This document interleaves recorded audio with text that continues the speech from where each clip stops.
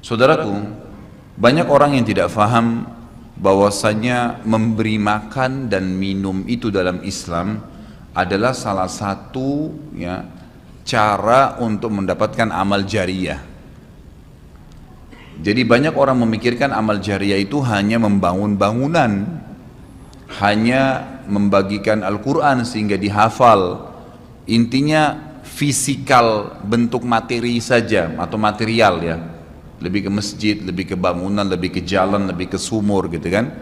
Padahal sebenarnya ada hal-hal lain yang bisa menjadi penyebab amal jariyah. Di antaranya makanan dan minuman.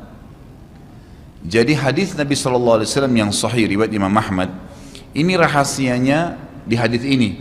Kata Nabi SAW, ma wudi'a ta'amun illa wada'allahu fihi barakah. Tidak ada makanan atau minuman yang dihidangkan untuk orang lain kecuali Allah, atau dihidangkan buat diri sendiri juga masuk sebenarnya, kecuali Allah jadikan bagian dari makanan dan minuman itu berkah. Maksudnya berkah apa? Kata para ulama, dia akan berada di tubuh orang yang mengkonsumsinya selama dia masih hidup. Jadi begini, orang tua kita semua, Bapak Ibu sekalian, orang tua kita, seperti saya, orang tua saya misalnya, pada saat saya ceramah di masjid ini, saya mendapatkan pahala karena menyampaikan agama Allah, insya Allah, bila diikuti dengan keikhlasan. Semoga Allah ikhlaskan niat kita. Orang tua saya panen pahala saya. Kenapa Bapak Ibu sekalian? Karena saya tumbuh dari ASI ibu saya, dan saya tumbuh dari nafkah ayah saya. Makanan, minuman yang saya makan selama ini sehingga membantu pertumbuhan badan saya menjadi besar, dan akhirnya saya bisa hidup, maka itu menjadi amal jariyah. Makanya dalam hadis riwayat Imam Muslim, seorang sahabat bertanya, ya Rasulullah, ayyul islami khair, perbuatan apa dalam Islam yang khair? Khair ini yang baik sekali, pahalanya besar sekali, selain yang wajib, yang sunnah-sunnah aja nih. Nabi SAW tidak mengatakan perbanyaklah sholat sunnah. Kenapa? Sholat sunnah secara individual, puasa sunnah, zikir, ngaji, bukan. Karena orang ini mengatakan khair artinya yang banyak sekali pahalanya, banyak sekali manfaatnya, dan ringan, sunnah. Berarti orang lain bisa merasakan. Apa jawaban Nabi SAW? Tut'imut ta'am wa tusallimu ala man ta'rif wa man lam ta'rif. Engkau memberikan makan dan minum kepada orang yang kau kenal atau kau tidak kenal. Memberi makan umumnya. Dan engkau menyebarkan salam kepada orang muslim yang kau kenal atau kau tidak kenal. Tapi saksi bahasan kita potongan awal hadis ini, di mana Nabi SAW menjadikan amal yang paling baik, besar pahalanya dalam Islam ternyata memberi makan dan minum orang lain. Kok bisa? Bukankah dalam secara akal kita, kalau kita makan dan minum kan habis gitu kan? Ternyata yang dibuang oleh tubuh itu yang tidak dibutuhkan saja. Yang jadi mohon maaf air seni kita, air kencing dan buang air besar, jadi tinja itu yang tidak dibutuhkan oleh tubuh, tapi yang dibutuhkan diambil, diserap, gitu kan?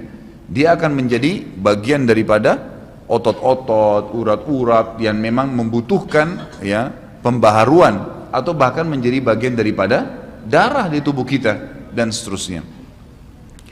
Tubuh kita terdiri dari 75% air. Dan Allah SWT mengatakan dalam Al-Quran, a'udzubillahi minasyaitonirrajim, waja'alna minal ma'i kulli syai' hayy. Kami jadikan dengan air itu segala sesuatu bisa hidup. Dan memang seperti itu. Manusia bisa hidup dalam sebulan tidak makan, tapi manusia nggak bisa hidup kalau sebulan nggak minum. Bukan sebulan, seminggu nggak minum.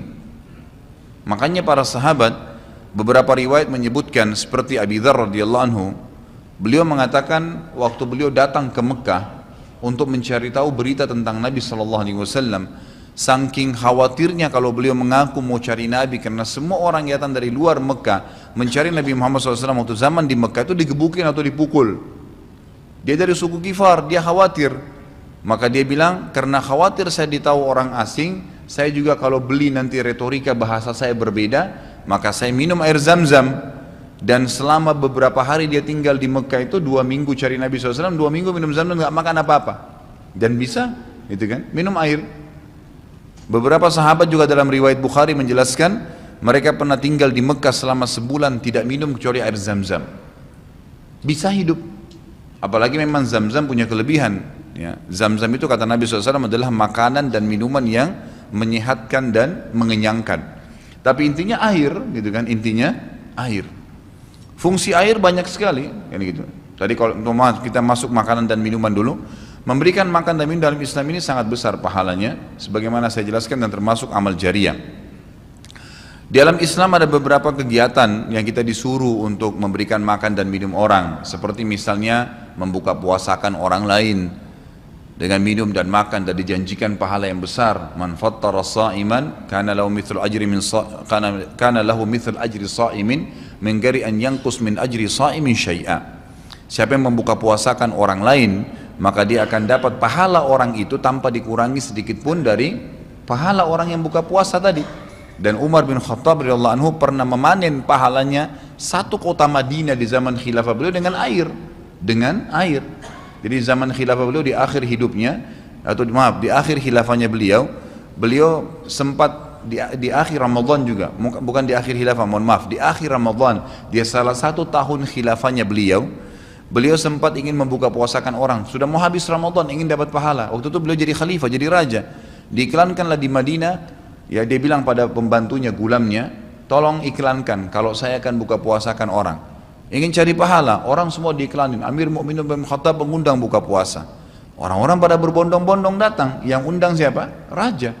Yang orang bayangkan ini akan ada kambing bakar, yang akan ada ini, akan ada itu, macam-macam. Raja yang undang, gitu kan. Ternyata Bapak Ibu sekalian, waktu sudah ngumpul semua jemaahnya, masyarakat depan rumah Umar menyuruh membagikan gelas-gelas yang zaman itu memang terbuat dari tanah liat. Kemudian dibagikan satu-satu dan disuruh antri di sumur, gitu kan? Karena memang mereka minumnya di sumur waktu itu, tidak ada sumber air yang lain, gitu kan?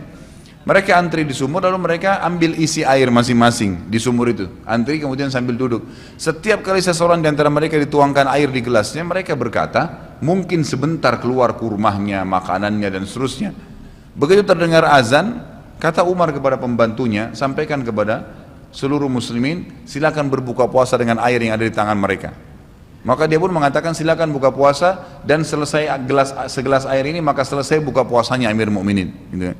Orang akhirnya bubar, tapi pada saat itu orang faham Umar bin Khattab ingin mencari pahala orang, gitu kan, ingin mencari pahala saja. Dan ini sudah saya tekankan, kalau menjelang Ramadan, Anda juga bisa ikuti pengajian saya di YouTube, ada judulnya Dahsyatnya Ramadan. Salah satunya itu kalau tiba Ramadan, ikhwah, maka maksimalkan waktu membuka puasakan orang. Apa susahnya membeli sedus air, ya, air mineral, berapa harganya? 20.000, 30.000, 20.000 rupiah kalau nggak salah ya.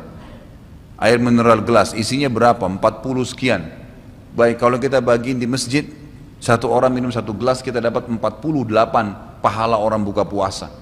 Nah, itu luar biasa, hanya dengan 20.000 rupiah. Tapi anehnya banyak orang tidak mau amalkan, padahal itu termasuk selain amal jariah, dapat juga pahala buka puasakan orang lain. Nabi SAW dan juga merupakan ciri para nabi-nabi, mereka itu paling senang mengikram tamunya, dan beliau menjadikan sebagai sebuah prinsip dasar dari iman kepada Allah dan hari akhir, sebagaimana beliau bersabda dalam hadis Bukhari Muslim, man kana yu'minu billahi wal yawmil akhir falyukrim daifahu. Siapa yang beriman, mengaku beriman kepada Allah dan hari akhir, maka dia harus mengikram itu, melayanin, memberikan makan dan minum, ya, mengucapkan tutur kata yang baik bagi tamunya. Intinya memberikan makan dan minum dalam Islam ditekankan sekali, karena itu juga termasuk, ya, amal ibadah, amal jariah dan amal ibadah yang akan mendapatkan pahala. Jadi ada dua sisi pahala yang didapatkan selain amal jariahnya, selama dia makan dan minum kemudian itu masih ada di dalam tubuhnya, maka berarti itu akan terus menjadi amal jariah.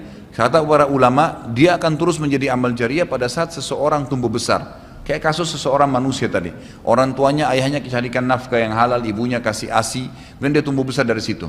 Tumbuh besar ini ternyata menjadi otot-ototnya, menjadi komponen dari tubuhnya. Kemudian dia menjadi besar, lalu dia menikah. Dari komposisi tubuhnya tadi, ternyata ada yang mengalir di sperma dia kepada anaknya. Kemudian anaknya tumbuh besar juga dari situ, dan seterusnya. Jadi amal jariah selama masih ada manusia itu. Jadi seperti itu luar biasanya gitu.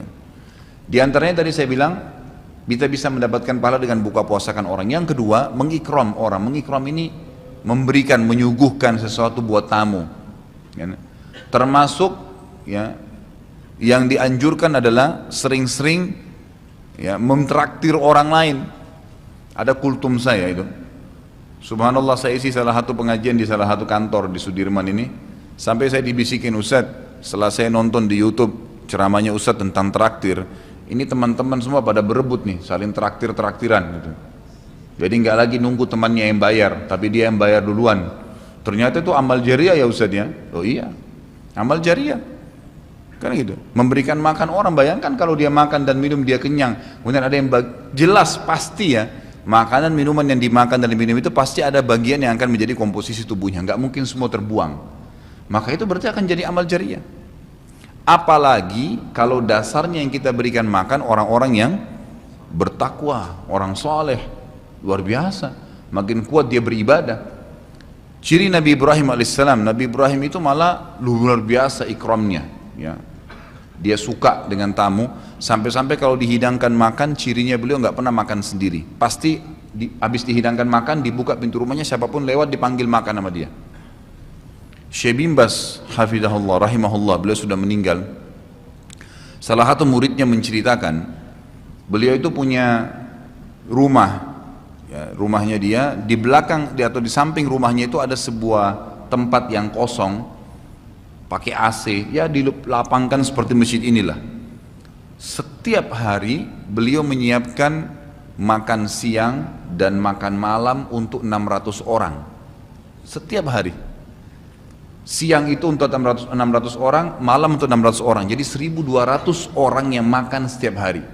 Atau 1200 porsi lah ya.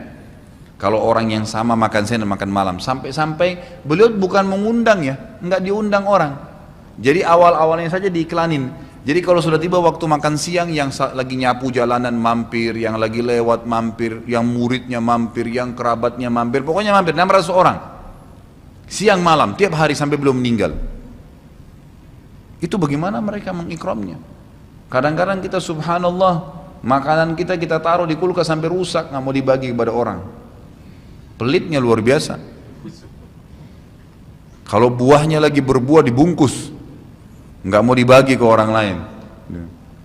Padahal sebenarnya rahasia untuk menambah berkah sesuatu benda, rezeki kita, itu diinfakkan dulu.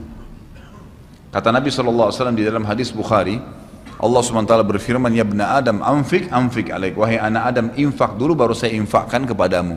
Artinya baru saya bukakan rezeki itu. Kita kalau mau otomatis ya, spontan, begitu dapat makanan, ada makanan terus langsung dibagi. Dibagi langsung pada saat itu. Nih, bagi sama teman misalnya, atau kita porsinya sebagian, atau kita beli bungkus yang lain. Ini saya beli satu bungkus makanan 10.000. Beli satu bungkus yang lain khusus kasih fakir miskin. Sebagai tanda syukur terhadap makanan tadi itu. Langsung diinfakkan. Itu spontanitas, tidak berhenti rezekinya.